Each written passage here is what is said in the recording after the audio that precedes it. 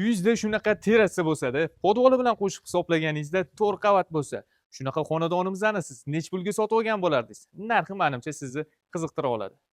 Mana shu ko'rib turgan uylar 2,5 sotixga high-tech uslubida qurilgan. Xonadonimizning tashqi fasadi 100% bitkazib beriladi. Uyimizning darvozaxonasiga bitta e'tibor bering, kengina va o'zini naveslari qoldirib ketilgan.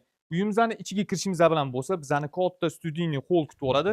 Shuni yon tomonida uyimizning oshxonasi joylashgan va bundan tashqari birinchi qavatimizda katta mehmonxona va bitta kattalar uchun yotoqxona, ichida o'zini sanuzellari ham qilib ketilgan.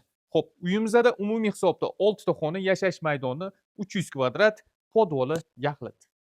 Ikkinchi qavatga chiqishimiz bilan to'g'rida katta garderobning uchun joylar qoldirib ketilgan. Bu yoq tomondagi xonamizning ichida yuvinish xonalari ham bor. Shundoqqina yonida bo'lsa bitta bolalar uchun yotoqxonaga mo'ljallab joy tashlab ketilgan. Va bu yoqda umumiy yuvinish xonasi, shuni yonida bizda yana ikkita xona bo'ladi.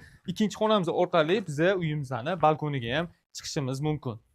Xonadonimiz Qibray tumani Limonarani orqasidagi mana shu ko'rib turgan kottejniy garadogiylarda joylashgan. Narxini $165 ming so'rashyapti. Egalari bilan yana kelishsanglar bo'ladi.